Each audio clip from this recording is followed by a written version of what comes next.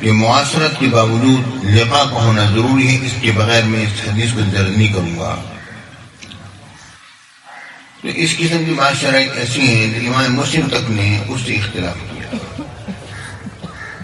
لیکن امام بخاری نے اپنا کام کر دیا اور آپ نے 7,000 سے زیادہ حدیثیں بغیر تکرار کے آپ نے اس میں داخل فرما دی۔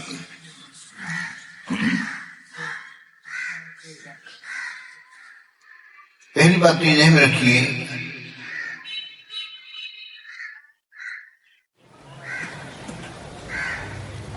کہ میرے آقا حضور علیہ السلام کا ہر فرمان جو ہے وہ وحی الہی ہے۔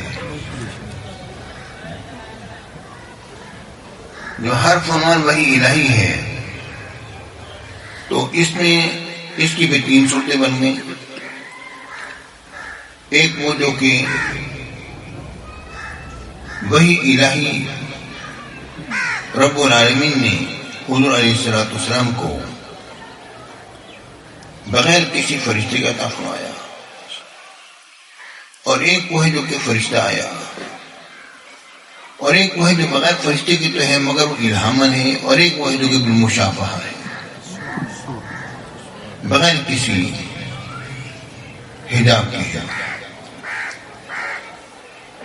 تو وہ کلام جو کہ فرشتہ لے کر آیا وہ قرآن مجید ہے۔ وَنَزَلَ بِهِ الرُّوحُ الْأَمِينُ عَلَىٰ قَلْبِكَ،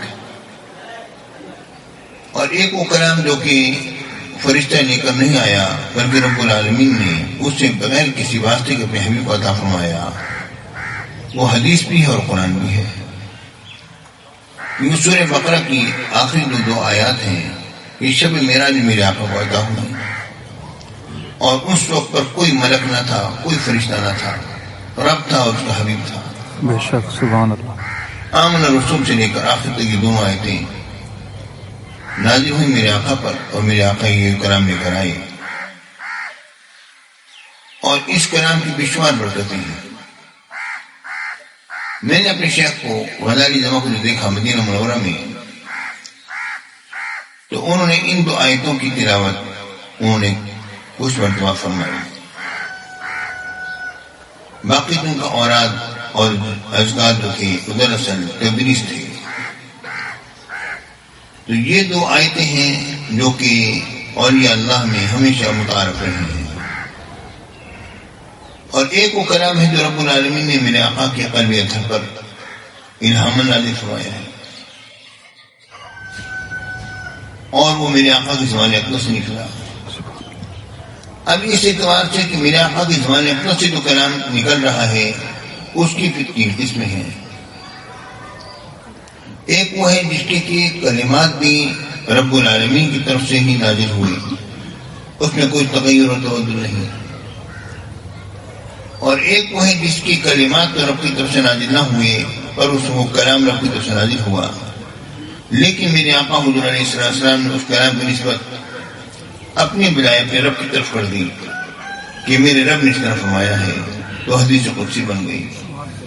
یعنی حدیث قدسی وہ ہیں جو کہ کلام رب کا ہے اور میرے آقا کے زبان اقدس کے تراشیدہ کلمات ہیں، اور ایک وہ کلام ہے جو کہ رب العالمین نے اپنے حبیب پاک صلی اللہ علیہ وسلم کو عطا فرمایا، تو میرے آقا نے اسے اپنے طور پر بیان کر دیا۔